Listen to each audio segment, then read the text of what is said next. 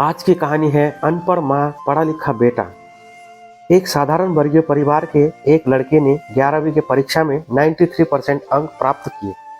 पिता ने बेटे का मार्कशीट देखकर खुशी से अपने बीवी से कहा कि बना लीजिए मटर पनीर और खीर। स्कूल की परीक्षा में आपके लाडले को 93% मार्क मिले हैं।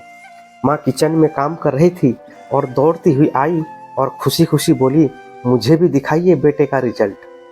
उसी बीच बेटा फटक से बोला, पापा माँ को रिजल्ट क्यों दिखा रहे हो? ना तो वो पढ़ लिख सकती है, वो तो अनपढ़ है।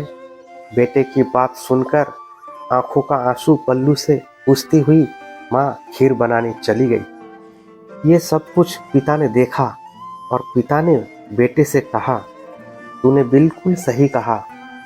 जब हमारी शादी हुई तो 4 महीने के अंदर ही तुम्हारी माँ गर्भवती हो गई।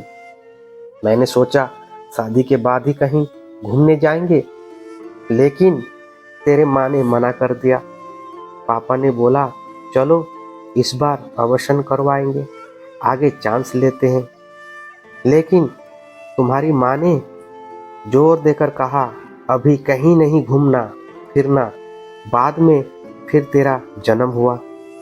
वो अनपढ़ी तो थी ना। जब तू तेरे माँ के गर्भ में था, तेरे माँ को दूध बिल्कुल पसंद नहीं था। उसने तुझे स्वस्थ बनाने के लिए हर दिन 9 महीने तक दूध पिया। क्योंकि वो अनपढ़ तो थी ना। तुझे सुबह 8 बजे स्कूल जाना रहता था, इसलिए सुबह 6 बजे उठकर तेरा मनपसंद खाना बनाने के लिए लंच बनाती थी, क्योंकि वो अनपढ़ गवार थी। जब तुम रात में पढ़ते पढ़ते सो जाते थे तो तेरी माँ आकर तुम्हारी कॉपी और किताब बस्ते में भरकर रख देती थी और तुम्हें बिस्तर पर सुलाती थी और उसके बाद खुद सोने जाती थी और रात में बार बार जागकर तुम्हें ओढ़नी से ढकती थी, क्योंकि वो अनपढ़ थी। बचपन में तुम ज़्यादातर बीमार होते थे, तब वो रात रात भर जागकर तुम्हारा देखभाल करती थी।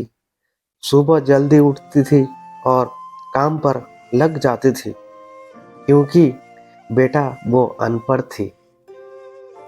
ना तुम्हारे लिए अच्छे अच्छे कपड़े लाने के लिए मेरे पीछे पड़ती थी और खुद के लिए कुछ भी नहीं, सालों तक एक ही साड़ी पर रहती थी, क्योंकि वो अनपढ़ थी। वो सब पापा सुनकर बेटा रोते रोते अपनी माँ के पास गले से लिपट कर बेटा बोलता है, माँ मुझे तो कागज पर 93% अंक मिले हैं, लेकिन आप मेरे जीवन को 100% बनाने वाली पहली शिक्षक हो। माँ मैं आज भी अशिक्षित हूँ।